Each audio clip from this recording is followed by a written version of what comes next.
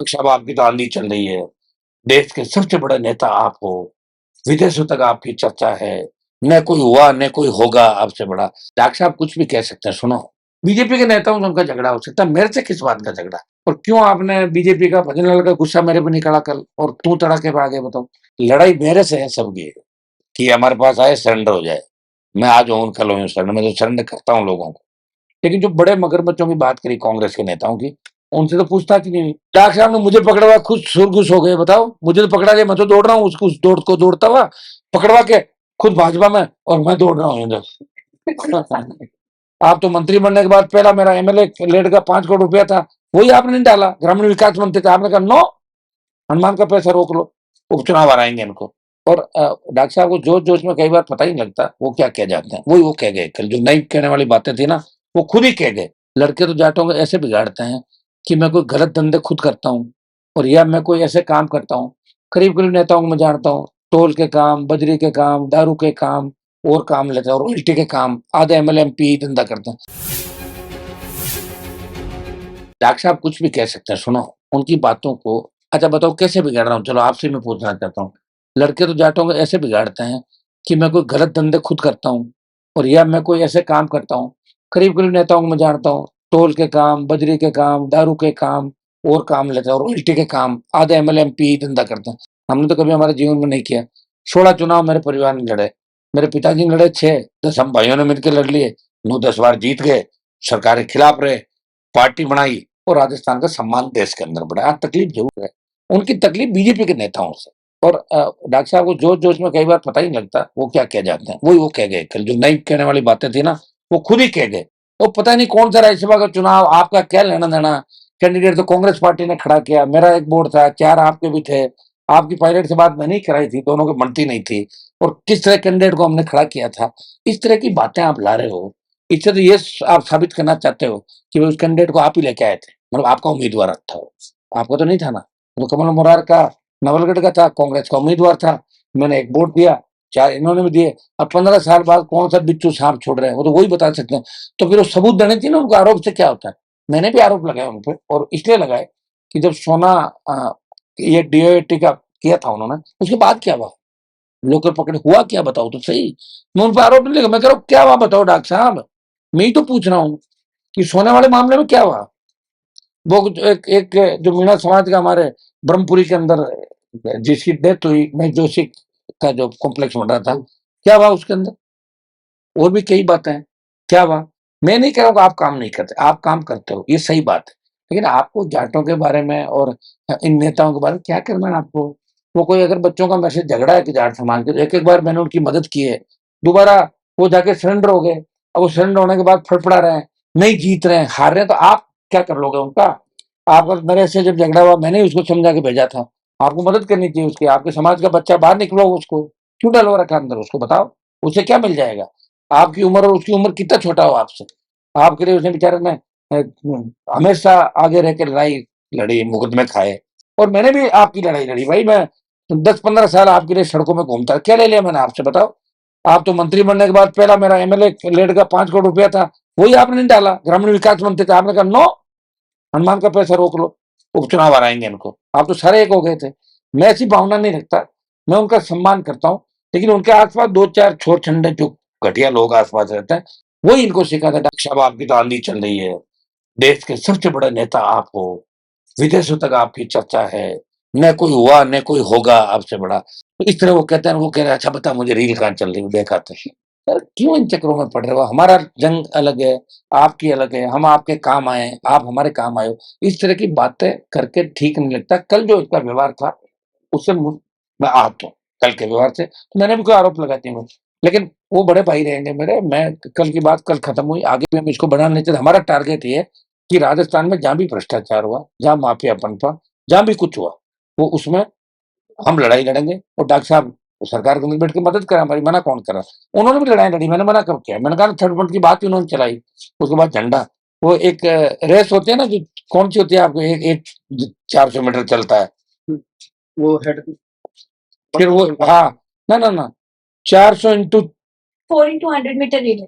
हाँ, तो उसमें एक जना पकड़ा था उसको दौड़ते हुए, कागज रिले रिले, तो डॉक्टर साहब ने मुझे पकड़ा हुआ, खुद सुरगुस हो गए। बताओ, मुझे तो पकड़ा गया, मैं तो दौड़ रहा हूँ उसको, उस दौड़ को दौड़ता हुआ पकड़वा के, खुद भाजपा में, और मैं दौड़ रहा हूँ इधर। तो मैं उनको यही तो कहता हूँ कि मेरे गले में डाल गए थर्ड फ्रंट, थर्ड फ्रंट।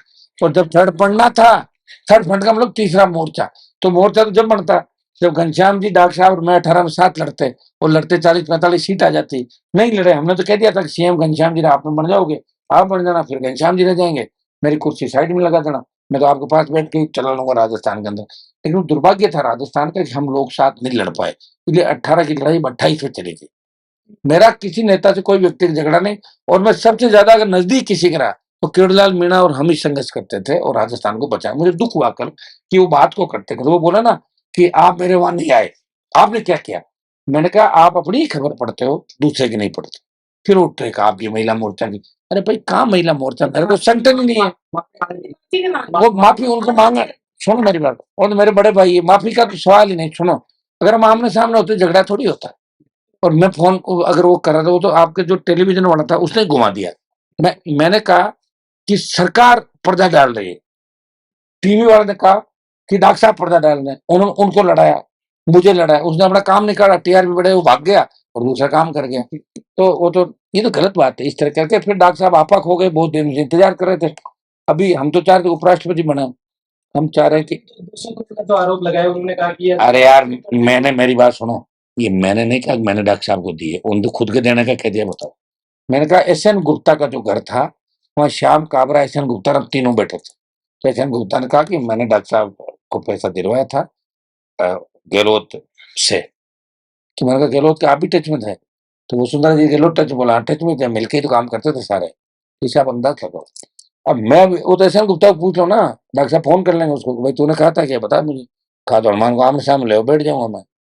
वो काबरा जी का तो मुझे नहीं पता सही, काबरा जी रहे कि नहीं रहे, लेकिन एस एन गुप्ता जी अभी है। उन्होंने मुझे कहा, वही बात मैंने कही। मैंने कोई ऐसी डॉक्टर साहब पे वाहियात आरोप भी नहीं लगाए, कोई बात भी नहीं की। मैं तो इतना ही कह रहा हूँ कि डीओएटी में जो सोने वाला मामला था, तो उसका खुलासा तो करो। और अब आप सरकार नहीं कर पा तो मुझे बता दो, मैं बैठ जाऊंगा, धरना दे दूंगा।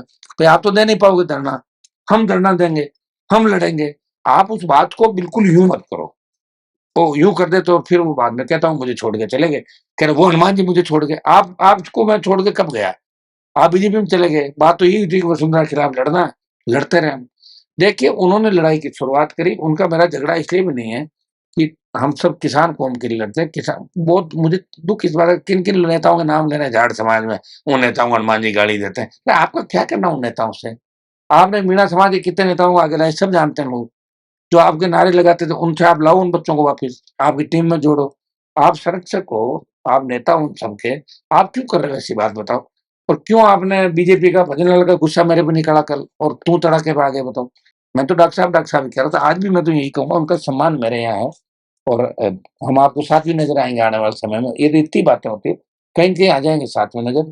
वो अंदर बैठ के हमारी मदद करें, हम चाहते हैं वो बीजेपी के अंदर है तो बीजेपी में बैठ के हमारे काम रोके नहीं। हमारे काम अगर आ रहे हैं, सही बात है, तो उसमें मोहर लगा दे कि हनुमान जी सही लड़ाई लड़ रहे हैं, ये मोहर। आ जाते मंदसौर, मैंने आमंत्रित किया उनको, जब वो धरने पे आए तो मैं नहीं था, मेरे को फोन करने आना चाहिए कि भाई मैं धरने पे आ रहा हूँ तुम्हारे। हमें तो उन्होंने कभी बुलाया ही नहीं, जब दिया था इन्होंने पिछली बार धरना, तो बीजेपी के नेता ही उनके साथ नहीं थे, वो अकेले ही धरना देते। बीजेपी के उनका डॉक्टर का लड़ाई हमारी नहीं है। मुझे बुलाते तो मैं भी जाता, बुलाया नहीं, मैंने बुलाया आए नहीं, और अब इस तरह की बातें करना।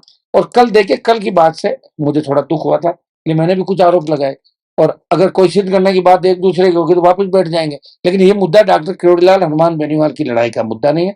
उन्होंने भी लड़ाई लड़ी, सिस्टम के खिलाफ हमेशा लड़ते रहे।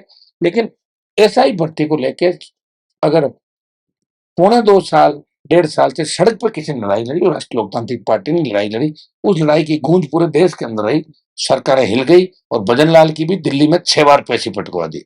ये हनुमान बेनीवाल के संघर्ष का ही परिणाम है कि लाखों नौजवान राजधानी में आए, कोर्ट कचहरी सब ये हो गई, भाई क्या होना चाहिए, क्या हो रहा है, आखिर क्यों हो रहा है।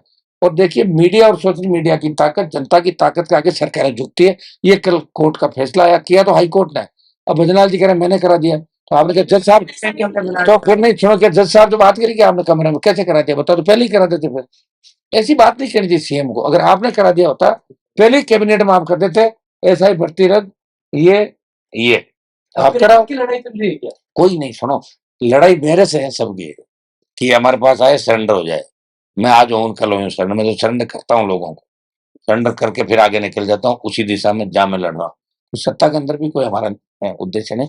और डॉक्टर साहब का कल जो हमारा झगड़ा हुआ, इससे राजस्थान का किसान और जवान दुखी है इस बात से लेके, क्योंकि हम दोनों साथ लड़े, बहुत प्यार बच्चे हमसे करते हैं, हम भी नहीं चाहते कि जाटों के मीणाओं के बच्चा आमने सामने हो। ये हमने कहा कि अब इस तरह की पोस्टर भी कोई मत डालना।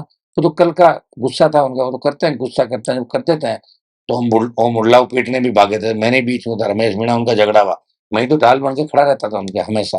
वो करते हैं, उनकी आदत है। लेकिन कल वो गलत ट्रैक पे गए, मेरे से उनको नहीं करना चाहिए, क्योंकि मैं उनका कोई कंपटीटर नहीं हूँ राजनीति के अंदर। मेरा इलाका अलग है, मेरी लड़ाई अलग है। बीजेपी के नेताओं से उनका झगड़ा हो सकता है, मेरे से किस बात का झगड़ा? क्या पता उनको कभी किसी वोट की आवश्यकता पड़े, मैं उनको एक वोट दे दूंगा मेरा, दूसरों से मैं नजदीक हूँ उनके। वो ऐसी बातें करके जो आरोप उन्होंने लगाए, उससे मैं आहत हुआ था कल। ऐसी मन माफिक चाय जैसी बात कह देते हैं, उनका डॉक्टर साहब का है ये। और ऐसा नहीं कि कोई बात को ज्यादा रखते हैं। हनुमान जी, इतना बात लंबा समय आपने संघर्ष किया। आगे भी करूंगा मैं, आप क्यों नहीं समझ रहे हो? 25 साल क्यों नहीं बता रहे हो मेरा जी, संघर्ष? तो मेरा सवाल है कि इतना लंबा संघर्ष किया और एक बड़ी जीत आपके इससे आई है। वो आप क्या पंचायती राज में आप देखने को मिलेगा? देखिए, 100% चुनाव तो पिछली बार भी हम लड़े थे। 5 प्रधान और करीब 10 जिला परिषद, 11 जिला परिषद मेंबर मेरे जीते थे राजस्थान के अंदर, और एक म्युनिसिपैलिटी का चेयरमैन हमारा बना मुंडवा के अंदर। अब की बार बड़ी तादाद के अंदर और आमने सामने चुनाव अगर हो गए तो आरएलपी सब ज्यादा प्रधान प्रमुख और ही जिताएंगे, सबसे ज्यादा, अगर आमने सामने का इलेक्शन हो। एक व्यक्ति, एक एक एक तो फिर अलग तरीके से वोट पड़ेगा। देखिए, उसके बाद हम नए सिरे से 5-7 दिन बाद गणेश चतुर्थी और का अभी कार्यक्रम चल रहे हैं, तेजाजी महाराज के कार्यक्रम चल रहे हैं, राम सपीर के कार्यक्रम चल रहे हैं, मेले चल रहे हैं। इन मेलों के बाद हम एक आप सबके साथ बैठ के और हमारी टीम से बात करेंगे, तब तक हम सेंटर की घोषणा भी कराएं। जो भी भर्तियां कटघरे के अंदर है, उनके खिलाफ हम आंदोलन करेंगे। और डॉक्टर साहब से भी हम चाहेंगे कि वो इसके अंदर, एक तो रीट लेवल फर्स्ट में जो डॉक्टर साहब ने उस समय शुरुआत करी, मैं भी साथ था उसमें, मैं अलग लड़ रहा था, लेकिन जो बड़े मगरमच्छों की बात करी कांग्रेस के नेताओं की, उनसे तो पूछताछ ही नहीं हुई। भजनलाल जी ने कह दिया कि मेरे से रात को मिल गए थे, तो क्या मिलने से माफ कर देते हो क्या? भाई, रीट लेवल फर्स्ट की सीबीआई जांच दो और भर्तियां रद्द करो। दिव्यांग के जो सर्टिफिकेट से लगे, दूसरे लोग लगे, उनकी करनी चाहिए। भजनलाल जी को आज ये भी कहना चाहिए कि अब राजस्थान की सरकार डीबी और सुप्रीम कोर्ट में नहीं जाएगी, ये कहना चाहिए। अभी तो कल को खुद ही वक्त पेश कर देंगे, डीबी में जा रहे हैं, सुप्रीम कोर्ट जा रहे हैं, तो सरकार क्लियर तो करे कि आप जा रहे हो कि नहीं जा रहे हो। ये मैं उनसे सवाल है मेरा, कि बताओ कि आपने मान लिया ना इस बात को, हाई कोर्ट के फैसले को, या आगे अपील करोगे? ये भी सरकार को क्लियर